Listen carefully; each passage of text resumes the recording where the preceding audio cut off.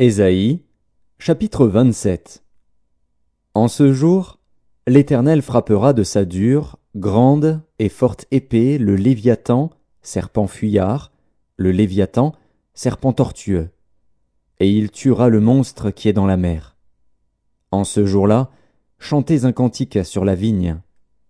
Moi l'Éternel, j'en suis le gardien, je l'arrose à chaque instant. De peur qu'on ne l'attaque, nuit et jour je la garde. Il n'y a point en moi de colère. Mais si je trouve à combattre des ronces et des épines, je marcherai contre elles, je les consumerai tout ensemble, à moins qu'on ne me prenne pour refuge, qu'on ne fasse la paix avec moi, qu'on ne fasse la paix avec moi. Dans les temps à venir, Jacob prendra racine, Israël poussera des fleurs et des rejetons, et il remplira le monde de ses fruits. L'Éternel l'a-t-il frappé comme il a frappé ceux qui le frappaient? L'a-t-il tué comme il a tué ceux qui le tuaient? C'est avec mesure que tu l'as châtié par l'exil, en l'emportant par le souffle impétueux du vent d'Orient.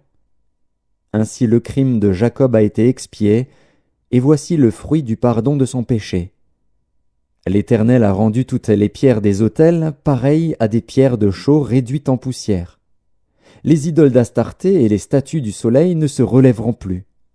Car la ville forte est solitaire.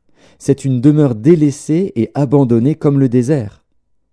Là pâture le veau, il s'y couche et broute les branches.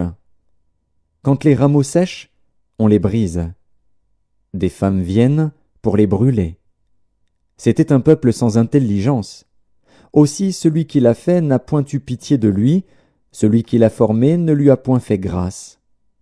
En ce temps-là, l'Éternel secourra des fruits, depuis le cours du fleuve jusqu'au torrent d'Égypte, et vous serez ramassés un à un, enfants d'Israël.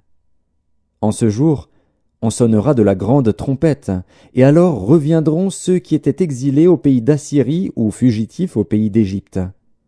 Et ils se prosterneront devant l'Éternel sur la montagne sainte, à Jérusalem.